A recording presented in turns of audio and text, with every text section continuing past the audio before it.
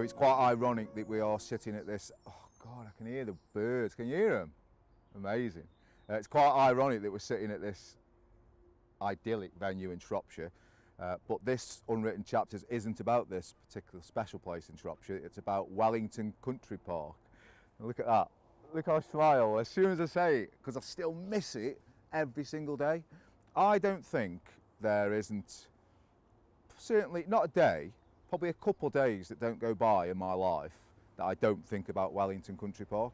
Now, some of you may think that's sad, but what that means is that it's such a special place in my heart. Now, I had 2 stints on Welly, so we're going to do a couple of parts on Welly because there's just so much to talk about and so much went on, and there were so many changes and so many different styles of angling on there that took place that, like, you can't just do it in 20 minutes. It was such a big part of my life, and I guess when I'd finished with the Oxford waters, I wasn't lost, but it was at the time I was doing a lot of stuff for the magazines and I was meeting a lot of new people. So, and I got very, very friendly with Dave Fuidge and Steve Renyard, in particular Steve Renyard. Now Steve was instrumental in, I guess, blowing the lid off Welly back in the day. Steve had been very, very successful on that, as Steve is, because Steve is without doubt one of the most technically gifted anglers I've ever fished with. But he brought it to the forefront of the publicity. Steve was doing loads of publicity stuff in the magazines, and most of it was on Wellington. Now, I'd never seen the place, and I think at the time I first got a ticket in 2005. So the season starts 1st of June, runs 12 months, full calendar 12 months. And I didn't fish it for the first couple of months, something like that. You know how it is, they've spawned, it's a shallow lake, I think they'd spawned again. And you know, you're waiting to catch these carp at massive weights, because that was what I was back then. I was a bounty hunter, you know. Wellington was the place to go for big carp, you know, 40 pounders. There was no 50s in 2005, but you know, that was a long time, 16, 17 years ago. But there was probably a dozen to 15 40s. Now just try and comprehend that as an angler when you're used to fishing, you know, I was used to fishing Lynch Hill, that, well, there was no 40s in Christchurch when I pulled off because petals had died. So the natural progression, my PB was still, would still have been Jordan, which we've spoke about, which was 35, 36 pounds. So the minute I stepped onto Welly, that Jordan was my PB. It had been for years. And I knew I would beat it from Welly because the stock was immense, you know. And it wasn't just about the 40 pounders. There was so many 30 pounders and not just scrapers that were coming through the ranks. So the very, very first time I went to Welly, now you may laugh at this, and I'm sure Ollie will laugh at this, and every time I play or hear an ABBA song, it reminds me of Welly, because I remember pulling up at the gate that used to open. I could see him laughing behind the camera. You know, ABBA isn't just for old people, you know. I wouldn't mind being a pound behind her, would you? Ollie doesn't speak, he's a mute. He doesn't have a voice. So I pulled up at the gate. I think the gate used to open at 6 or 7 o'clock. Well, you can imagine, it was 4 hours for me from Stoke to get to Welly, 185 miles. You have to leave at some ungodly hour in the morning to get on the gate for 7 or 6, whenever you want it to open. And the gate got opened, automatic. No, it wasn't an automatic gate, it was a padlock gate. So the gate was opened, and I'm driving through the grounds, and it's a bit like this, where you've got all the overhanging canopies of the trees, and ABBA was on. Could have been Dancing Queen, might have been Chiquitita. Do you remember that one? Remember Dancing Queen? What one was in Europe? I'm not singing. Waterloo was the Eurovision one. That was when they looked dead fit in the tight, shiny stuff. A bit like the stuff that you wear, you know, when you go out on a swinging at the weekend. And the hairs, like, oh God, like the hairs on my arms just stood up now, just thinking about it. And every time it got to the point then with the ABBA thing, like, I was uncontrollably excited. So every time, it was like a ritual. When I got to Welly, I had to put ABBA on a CD. That was back in the days when we had CDs in cars. Now we just use Spotify or something. But, so I've got that, I'm uncontrollable. You know, and do you know, it's 35 acres Welly, so let's give you a bit of background towards the lake. It's in a beautiful country park in Berkshire. It's 35 acres. At the time, it consisted, the little lake was roped off, so there was a net going under the bridge. so it was roped off, so the fish couldn't get into either side. There was still some carp in the little lake, but over the years the carp had been caught out the little lake and put into the bigger side. So stock-wise, everybody used to, I wouldn't say poo-poo Welly, but oh, it's a 40 chuck, it's a 30 chuck. You know, we've heard it all before about these waters that are piss easy, that everybody slags off. And to be fair, I'm just going to say that there's a lot of people that have fished Welly over the last 10 years that used to slag it off. Some of the Yateley Brigade that thought it was a runs water for 40s, they'd rather be on the car park fishing for one bite a year. But they're fishing it now, or have fished it. So the law of big fish ends up pulling everybody into Welly, and I was one of those people.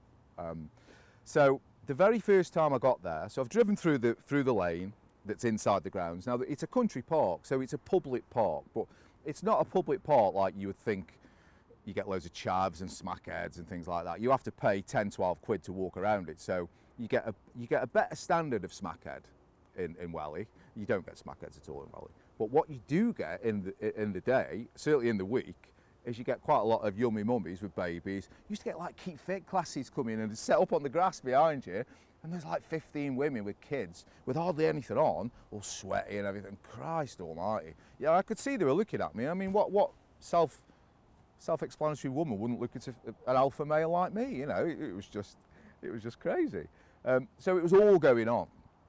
You'd have dogs pissing up your brolly. You'd have people having picnics next to your rods. Like you couldn't. Whilst there was never any trouble with tackle thefts, a couple of lads there was a calf on site, so lads would reel in. There was showers, toilets, because there was a campsite as well.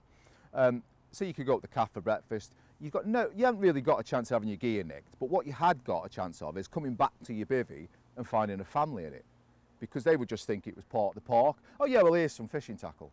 You know, make yourself at home in this bivvy with a bed chair and have a little fish if you want. And in reality, that was somebody's bloody fishing tackle.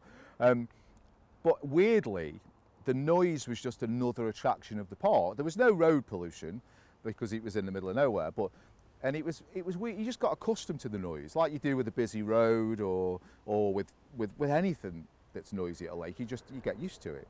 But at 6 o'clock at night, well, probably from 5 o'clock, the gates would close, and the only people in the park was either anglers or the people on the campsite, because the people on the campsite were still allowed to wander around the lake. And it was absolutely beautiful. So you've got the almost chaos at times, certainly at the weekends, because I was a weekend angler at the time. I was still working for Tracker, so I was fishing Thursday, Friday, Saturday night on Welly. So I might be away for a few nights repping with Tracker in the week, and then I'd go straight to Welly. Conveniently, I used to finish up my rounds within half an hour of Welly every Thursday. But you know, sometimes I'd be there a bit earlier, and then my boss would always like call and ring me from Tracker, just checking up on it. And he knew the script. Like you could hear all these birds squawking in the background. He's like, "You're fucking fishing again. I know you're fishing. You should be in a shop like this." But he knew, you know, he wasn't really that bothered as long as I got my work done. And the first person I met on there, and he's still a friend to this day, was Dave Fuidge. I remember walking into his swim, and the first thing he says to me, he says, "You're Tong, aren't you?" I went, "Yeah." "You're Dave, aren't you?" Because I'd spoke to Renyard. He says, "Yeah." He says, "I don't drink tea or coffee. I only drink orange squash, even in the winter. I don't eat garden peas because I think they talk to me."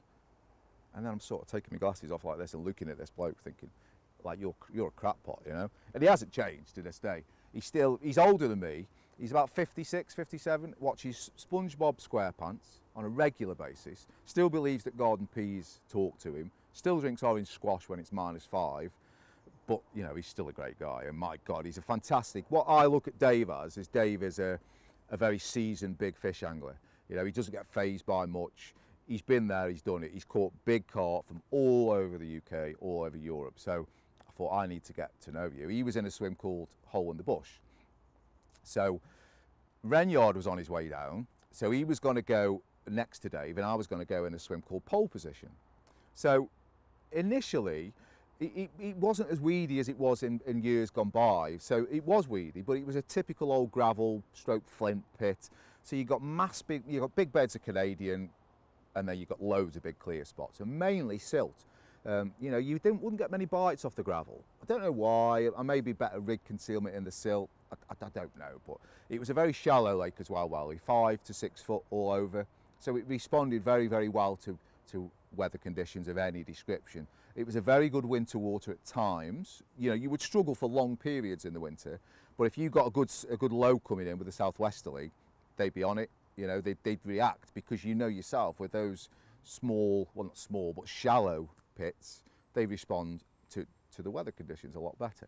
So I remember that first session, I was using the old, if you remember the old Fox EOS alarms, the camo things, they were great alarms, but they used to eat batteries, they were terrible. And I couldn't get to sleep. How can you go to sleep? Your first session on a water that you've been building yourself up to fish, that's got 14, 15, 40s and probably 130 pounders, you know, and you're getting liners and you're seeing fish show and you're thinking, oh my God. So then I got a bite, but it didn't sound like my alarm. So obviously it's flying. I thought, that sounds like a Dalkim. And I'm looking at my rods thinking, I haven't got Dalkim. I don't use Dalkims. I've got Fox alarms. Then I hear them pair giggling behind me brolly. And obviously Renyard, he's got some app on his phone and he's playing this like continuous alarm, thinking I'd be asleep and shit myself, thinking I got a bite. Little did he know I hadn't even gone to sleep, because I was so buzzed up from it. So I got a bite. I did eventually get a bite. I think it was like something like 26 or 27 pound. It was a ghostie.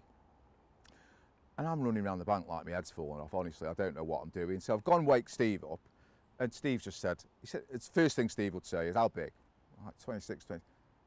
Like, wake me up when you get a big one. Something like that he would say. So put it in the sack, want some pictures, did some pictures. I think I had a couple more fish that session.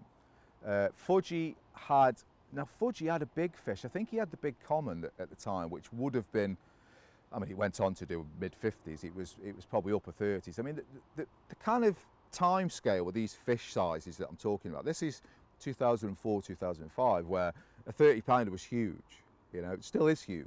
But at the time, there wasn't the plethora of 40s and 50s around, and there wasn't super waters like Welly that had got this mass amount of big fish in. And what the kind of general view is that Welly you could fish Welly on a day ticket, not so much a day ticket as such, but when there were doubles, you got a lot of the old school boys. Mickey Gray used to fish there, Steve. There was a lot of people, and it was full of doubles.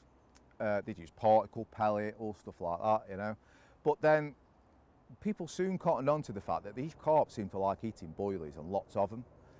And if there's one good advert for a water that has responded very, very well to a lot of boiled bait, Wellington Country Park is one of those instances where once they started to get a taste for big beds of quality boilies, the weights just rocketed through the roof.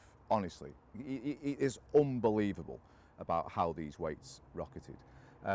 So very, very quickly, all the 32s, 33s were upper 30s, all the 36s, 37s started to push over 40, all the sort of low 40s were mid 40s, and all the mid 40s started to be upper 40s, with the king of the lake being a male fish called the turtle, which was, it's kind of a once a year fish, if you like. There was a couple of, no, I didn't go there to catch these named fish, because quite a few of the fish had names. I just went there because it was amazing. It was a beautiful place to fish.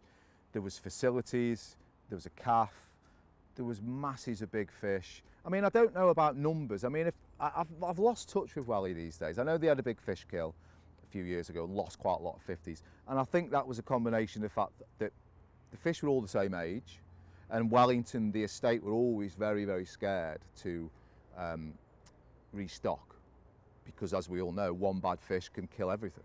So at the time, you know, the Welly was just such a special place. They left it alone. So consequently, down the years, when you start to have a fish kill, it's all big fish that went. I think it ended up, there was something like 20 50s in Welly, which is, it just stopped seeing, isn't it? Just to say 20, most carp lakes in France don't have 20 50s in, let alone one in Berkshire.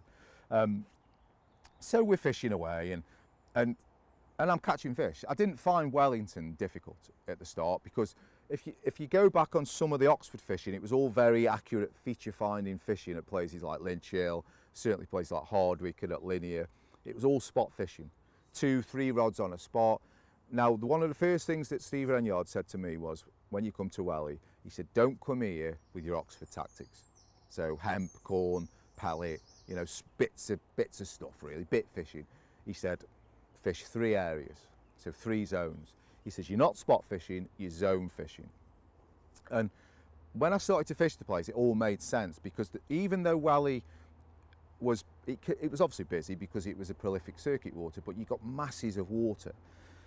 You know, and to the point where if you pulled up in the car park and there was probably 5 cars on, at certain times of the year, you know, early spring, the fish, they used to get into the bays once it warmed up. But if you were in one of them bays in the spring, you really may as well not have been there. Early spring, you know, I'm talking about March, because they were all in the open water. But what would happen is they would get clumped a bit, mainly from hole in the bush. I used to fish hole in the bush quite a lot because it was just a swim that was kind to me. If it was free when I went there, I'd go in it.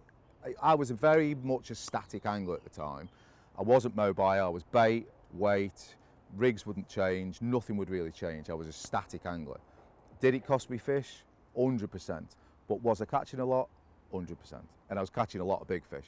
I'd beaten my PB 3 or 4 times, probably more, you know, but I'd not had a 40-pounder. And I wasn't really obsessed with catching a 40-pounder, but I think it was the spring after. I'd done the first season, gone through the winter, and it was the following spring. Now, Welly it never got mobbed at the time. You might get 10 anglers on Welly, but you've got so much water to yourself that 10 anglers it would eat up quite comfortably at Welly. But, you know, I was on this particular day, I'd got on Thursday, I think there was 2 of us on, and then Wadey was on his way. I was in a swim called the Grassy, which was in between hole in the bush and pole position. And the fish always used to turn up long up the side of sort of on the mouth of this island, probably about 120 yards. Back then, that was quite a big cast, but you know, because it was very shallow in the margins, it was all chest wader work because you didn't want to be dragging 40 pounds up the gravel. But you could wade out 20, 30 yards, so it just made casting a lot easier. But I used to have quite a lot of fish from the Grassy long, end of March to end of April, periodically, you know. If you saw one fish show out there, you could guarantee you get a few bites out there. So I remember this one time, Wadey's rung me, and Wadey said, I'll be down in a couple of hours, probably, something like that, or text me. I said, how'd I bite? So Mark Chesties played it, you know, and it got to the point where, one, I couldn't catch split tail, which was a known mid-40, and it was a big, gutty old Italian fish that most people caught because it was a greedy bastard. That was why it was big, you know. When you see the pictures of it, you'll understand why. So they all used to take the mickey that I couldn't catch it, and they said it's the easiest fish in the lake to catch because it's so greedy. So I got a bite, and I'm playing this fish. I'm the only person on this lake. It was sunny, bit of breeze, perfect spring conditions. And I'm playing this fish out in the lake. I'm probably 30 yards out in the lake, net, chesties, and I'm looking around thinking, you know, when you think I've made it in life, or as the saying nowadays is, I'm winning at life. I'd won at life. I'm playing this fish, and it's a big, you can tell it's a big, it's just plodding, boom, like that. Really slow, not doing a lot, not darting all over the place. It's not getting anywhere near me other lines. I'm in complete control. Thinking, Wadey will be down in a couple of hours. I'm out there with my net, and I'm playing it in, and they did used to ruck them fish in Welly. They didn't like it up them.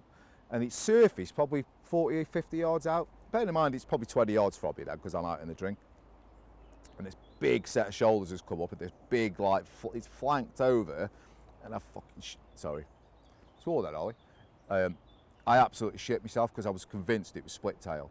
As it flanked over, the depth of its flank and its whole girth, if you like, just sent me into oblivion. And I thought, oh my God, it's split tail. So I bundled it in the net, no real dramas, you know. I'd love to tell you about, you know, it's catching in all the snags in the side. I went out in the boat, I didn't. It just came in then like a dog on the lead, like big fish do.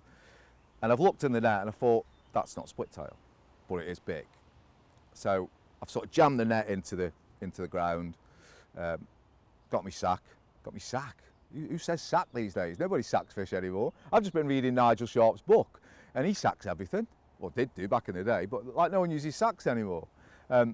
So I weighed it, and you know when you catch that monumental thing, and I know it's only a figure, but it was over 40 pounds. And you know when you've dreamt of a moment for quite a long time, and you don't think it's going to happen, then it does. I can only liken it to, for me, it was like losing my virginity, honestly.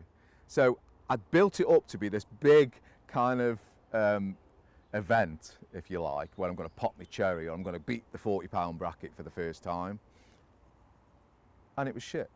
Just like when I lost my virginity. It was absolutely appalling. I didn't perform. Thankfully to say that I've changed all that over the last sort of 34 years. But like that, I'd got this fish in the way, it was £40 12 ounce.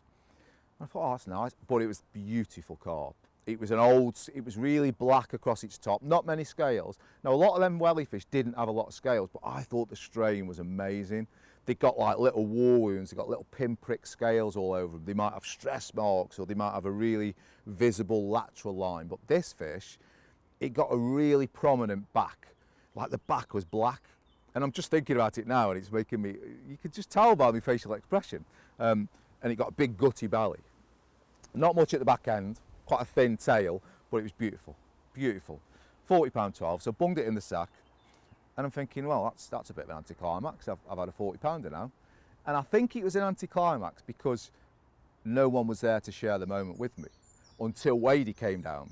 And then Wadey, if any of you know Wadey, we've lost touch these days, but I'd love to know that he's still doing okay. He's a really chilled out character, Wadey.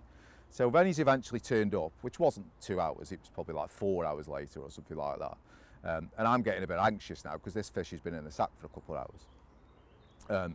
He's like, all right, well done, boy, shook my hand, did a few pictures. He said, right, I'm off to fish. He said, where'd you have it from? I said, oh, it's like tip of the island where they normally show in the spring. He went, oh, that'll do for me then.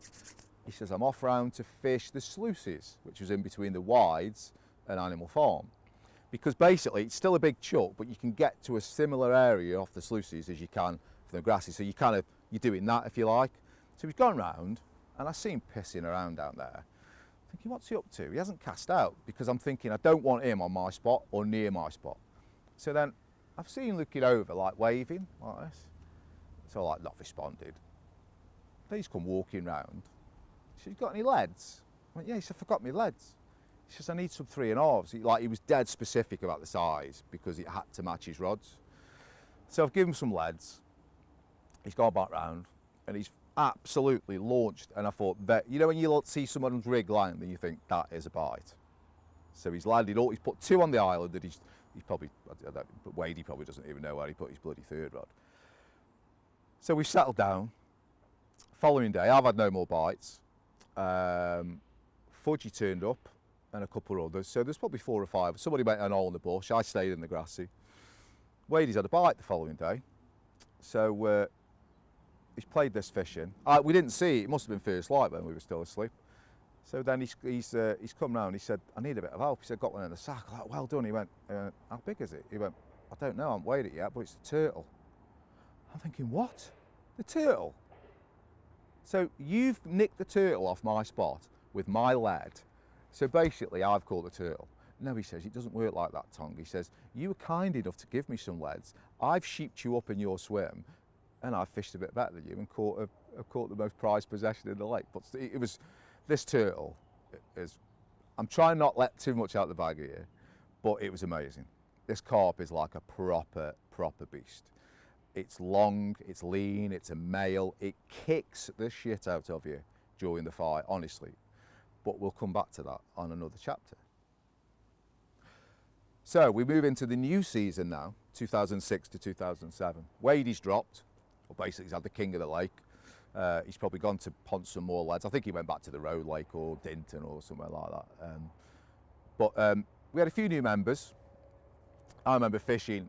I was back in the grass. It was a bank holiday, so it was a May bank holiday. The season, the ticket starts 1st of June, and there's probably you had a couple of groups of people. No, not groups, because the problem with, well, I forget how much it was when I first joined. It might have been 1,200 quid, grand, something like that. But it went up every year. I believe it's a couple of grand a ticket now. But at the time, I'd have paid double. I mean, me and Fairbrass used to say, if you reduce the members, we'll pay more, because Danny had this real, and he still has, he's got this real issue with having too many people on the lake. Because at times in the spring and the autumn, we all know lakes can get rammed, and there was a couple of instances where that happened at Welly. I'm a bit less sort of stressed about it than Danny. I just think, well, everybody's paid the money, everybody's got a right to have a go on the ticket. So there was a couple of groups of people that were walking around, only 2s and 3s that got tickets. And I remember being in the grassy, and they come into the swim and they're still a bit sheepish. And it reminds me of how I was when I drove through the gates when I got ABBA on, and you could see them. One of them got a notepad, like, what swims there? So I went, right. So they were there a couple of hours. I don't know who they were, because I never saw them like the following season. I don't know whether they were weekend lads or midweek. You know, I used to fish weekends back then, and they were taking notes and making notes of the swims on the little map and all this, you know, as you do. And you could see the excitement in the face, just like when I was that first guy on there in pole position when Renyard and Fuidge were winding me up, when I was so excited. But the thing about Welly, and recently I've listened to Dave Fuidge's podcast, Quarter Podcast, only a couple of days ago. He was on there, and even Pecky as well. They've called it like an old gentleman's club, but that's how it's always been at Welly. You had people like Richie Rich, you had Fuidge, you had Renyard, you had Simon Stobie, you had Wayne Durrant, you had Jamie Lord, you had Sean Young from Stoke, Ian Higgs. You had a lot of people, and we were all mates. It was great, and there was no jealousy because everybody caught their share. You know, there was other guys, like Steve would catch more because Steve was very riggy and he knew the lake like the back of his hand. You got a guy on there, Tim Wagner, very, very consistent on there. Tim used to wind people up a bit to the point, because he loved to tell you what he caught. You know, that was how Tim was. To the point where he'd had quite a few of the 40s and he had them all tattooed down his leg. I mean, it's absolutely ridiculous, you know. But so people used to take the piss out of him for that, and you know, I used to take the piss out of him to his face and say, well, I've had 6,742 liners this season. I've that tattooed on my leg. I've had no 40s, but I've had loads of liners. But Tim used to catch a lot of the big fish. Now, Tim used to bait it like you wouldn't believe, to the point people used to think he overbaited. So what Tim would do would antagonise people more. So he would literally, you know, the old school Gardner wheel, like the wheelbarrows, he was sponsored by Dynamite at the time, the Monster Tiger up, and he would wheel like a barrow full of bait onto the lake, and he even strapped 2 throwing sticks together to get like more bait out. But my God, you know, I think he was instrumental. He was one of the most instrumental people on there, and farriers to come to it, that changed the way that people fish those lakes. Because I think Welly used to be a bit, like I say, particles, pellets, cheap fishing, really. And then if you suddenly change a lake, the dynamics and the makeup of a lake, to a boilie water, well, I suppose it's a bit like giving a human salad for 20 years and then you give them fillet steak, you know, something with a bit of protein, a bit of substance, a bit of something that makes them feel good, that keeps them healthy. And that's what I think happened. And these fish, like there was times at Welly, because I was so fixated with spots, I was very paranoid about weed. It was at the time, it was before the chod rig was about, but there was no way of dumping the lead. Because a lot of them open water swims were distance fishing, so at least 80 to 130. You couldn't use the rotten bottoms because obviously you'd snap them casting. There was no heli safes, there was no Nashi clips that would dump the lead, there was nothing. So you had to fish the clear spots, which obviously meant you had to lead about. Well, we weren't leading there, we were using markers. I used to use 2 markers, and I was so paranoid about my spots that I would always have the 2 markers up and obviously put the rig in the middle. You're not trying to get 3 rigs in between these markers because you're not spot fishing, you're zone fishing. But like that hole in the bush swim, I knew that swim like the back of my hand. I really did. I was so successful in that swim. But every time I got in it, I still put the 2 markers up on each spot. I couldn't help myself because I was hungry. I was on this water that was just producing these big fish, and I thought every single thing has got to be right. You know, I'm traveling close on 200 miles. It's a lot of money. It's a lot of money for a ticket. It's a lot of fatigue to get there. I want to make the most of it. So nothing was too much trouble. The only thing I didn't do was move, but rigs were nothing fancy. I was using just a lead clip, coated braid, no putty, nothing. And I was using a double bottom bait, double 18mm activate bottom bait, out the bag, no fancy shit, nothing. No wafters, no pop-ups, no snowman, double baits. Size 4 wide gapes, semi-long hairs, just old school fishing. You know, rigs 15, 12, at least 12 inches, 12 to 18 inches. To the point where, I don't know if well, a lot of you have watched it, but one of the thinking tackles we did on there, me and Danny actually takes the piss out of my rigs and sort of, you know, he's looking at it, he says you get 3 rigs out of one of mine. I'm like, well, look at the album, you know, look at what I catch, Dan. You know, it's working, so I'm not, in my opinion, when you're zone fishing like that, You don't want them fixated and hovering on the spot when you've got a longer hook link and boilie fishing. You want them moving, picking one up, moving, picking one up, moving. If you're feeding particles on a tight spot, you're 3 on a spot tramming, it's perfect for that. Short rigs, they haven't got to move, they haven't got to work for the food, whereas boilie fishing, you want them to move. So they're coming across that rig, big lead, big hook, big double bait that they find hard to spit out, bang, they're hooked. And I never used to lose many fish, so the fish either weren't riggy or what I was using was right for that situation. You know, the problem is with being fixated about fishing clear spots, it rendered a couple of the bays out of bounds for me, because I wouldn't embrace the chod because of not dumping the lead or losing fish in the weed, and you know, I just wouldn't. And all in the book, them open water swims have just been good to me. So why would I want to go around the bays where I wasn't sure about my presentation, so my confidence would be knocked? You're almost beaten before you start, aren't you? You know what I mean? So I would stick to those open water swims. Not that they weren't necessarily windy fish, they were pressured fish. What they used to do a lot, there's 2 main islands on Welly. Hole in the bush, basically, the hole in the bush faces an island, but you don't fish straight out, you always fish to the right, because there's masses of open water. And to the right of that is an island, and then you've got the bay where the quarter film was made. God, what do they call that bay now? Can't remember what they call it. Anyway, there's a bay of probably about 5-6 acres. The fish used to like going in there, and then there was a bay across the other side of the lake called Animal Farm. So they would navigate en masse through the open water, which meant they had to go through lorries and hole in the bush. Whichever way they went, they had to go through those swims. So they were great navigational swims, but I used to think in order to get them fish to stop, I would have no hesitation whatsoever in putting 3 rods out, throwing stick, because you weren't spodding boilies because you didn't want them to land in piles. Don't forget, back then there was no spons, you know, so it was all throwing sticks. So I would think nothing of putting 15 kilos out over 3 spots, not over, you know, 5, it might be 4 kilo on one, 6 on another. You know, you're baiting in, but you're also baiting in lines in between your zones, just to give them, you want to stop them fish. That's what I was trying to do, is stop them. And it worked. And I didn't catch all of the time.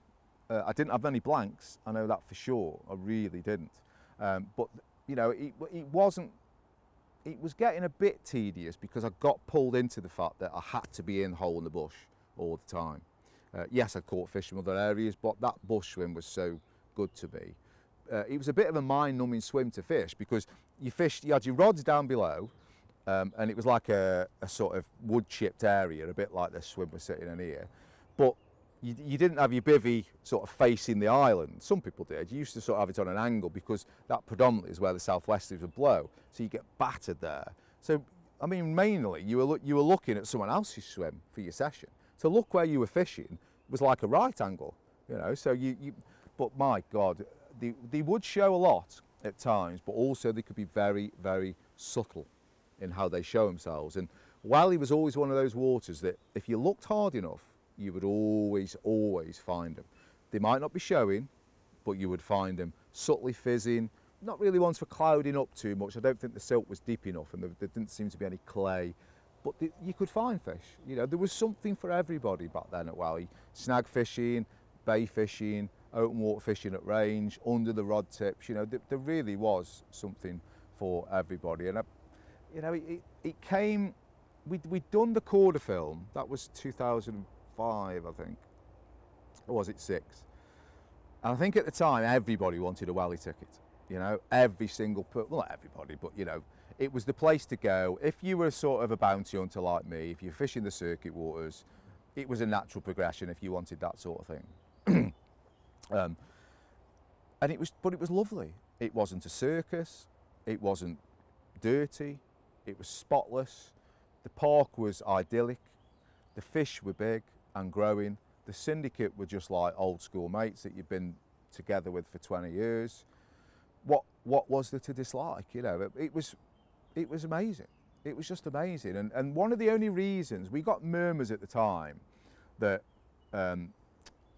I won't name him, but there was a very undesirable guy in carp fishing that seems to piss everybody off. He's got a terrible attitude. He was told he was going to get a ticket, and they were going to up the membership from 50 members to 75. Well, we knew as a syndicate that the lake wouldn't tolerate 75 anglers. So the fact that they're going to put 25 new anglers on, they're all going to be keen. It's going to be rammed. They put the money up to whatever it was. The money had gone up. Now, it wasn't about the money. It really wasn't about the money. I'd have paid more for less members. That's what I would have done. But the park, I think, got greedy. There was no water like it at the time.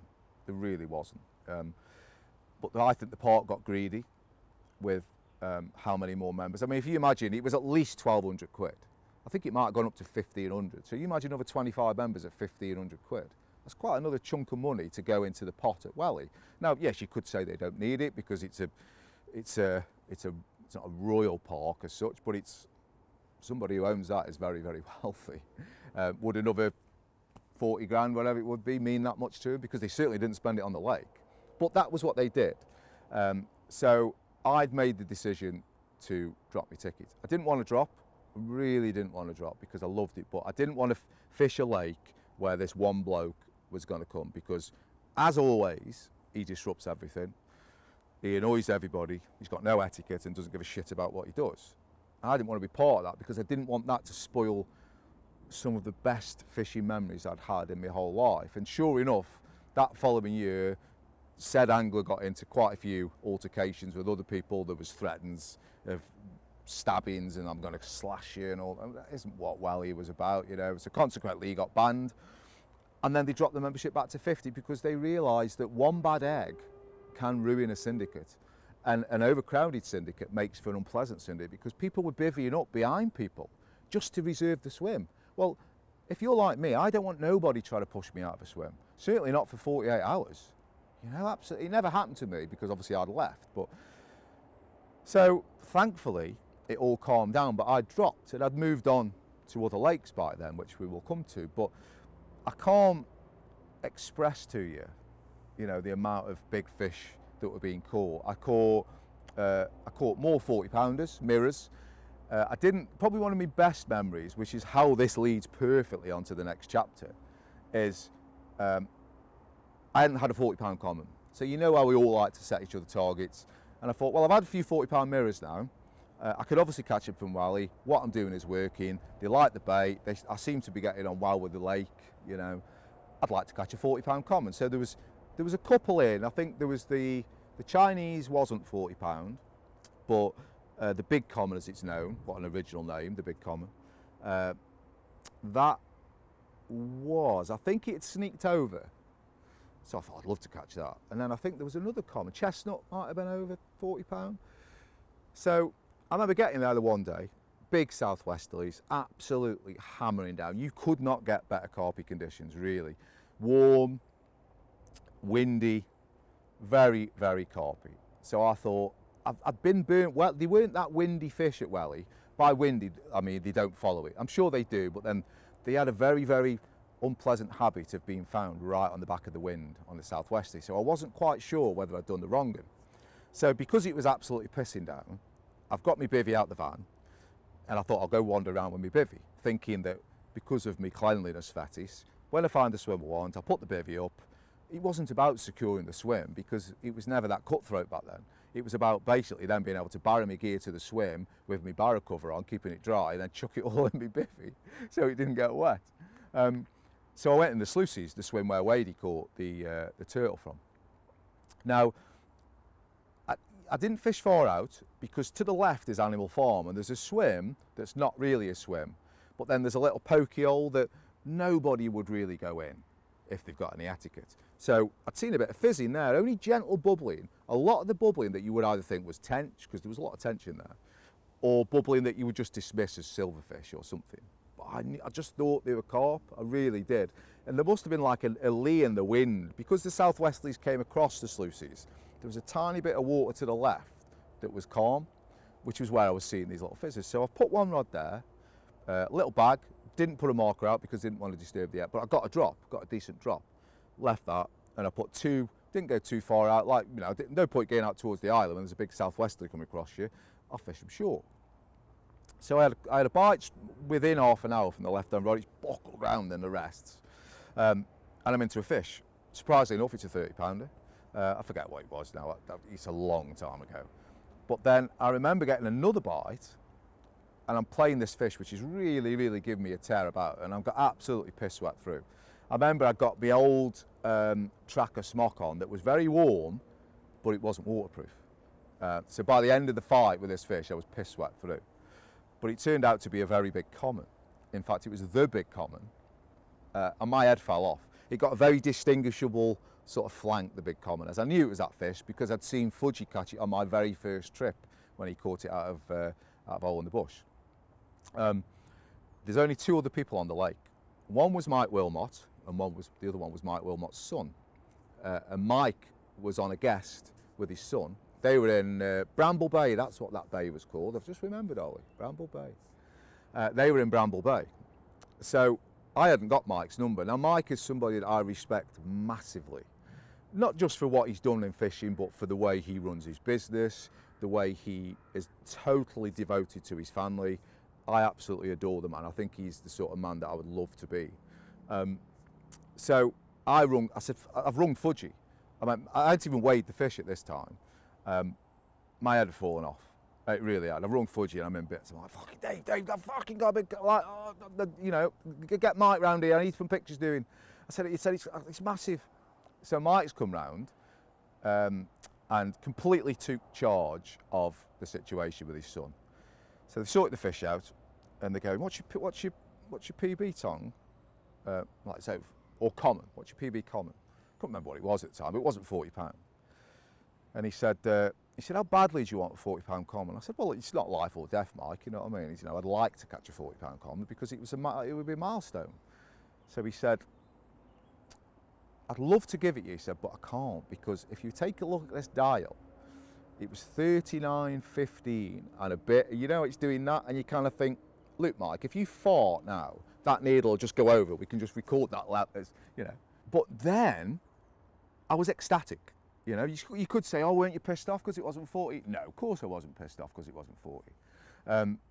I was then more delirious because I got Mike Willmott taking the pictures. Like this bloke that I've idolised, you know. I used to look at him with his wavy hair and his post office van and these mega fish from Ashley Pool and Frampton. And like, well, he's holding my camera taking pictures. And I was like that, shaky. But then, so he drifted off straight away. He left me to it. He could see my head had fallen off. So I think he left me to sort of be in the moment on my own and just let it all absorb. But what a moment. I mean, but what that left me with was, because I'd already made the decision to drop my ticket the following, that season, because of the increase in numbers, it left me with something to target. So the problem with Welly is you can get Welly fever, whereas you get used to catching big carp in beautiful surroundings with good etiquette. So there wasn't, I thought, well, where do you go to top this? You know, but I'm very good at adjusting my parameters of what I'm catching. So when you fish a water like Welly, you can only catch what's in front of you. So if you only go to a doubles water, you can only catch doubles. So I just accept every single lake for what it is. But what that left me was a challenge to go and catch a £40 common. So there wasn't one water in the country at the time that held as many £40 commons as the Frimley complex. So it was a natural progression. So we're going to leave it here at Wellington because I need to have a drink, because I'm so dry, because I'm fed up of smiling, because but there will be another chapter of Welly. There's far too much to talk about just to do one. So it left me on this chapter with a new target of a £40 common at Frimley, because I'd had one that was 39.15 and a smidge, but I didn't wait, so I'll always trust Mike Willmott on that. But what a lake, Welly. Like I say, I still miss it to this day, to this very day, and we are now in 2021. But I did go back to Welly for one more year, and we'll come back to that chapter in the future. But now it's on to Frimley.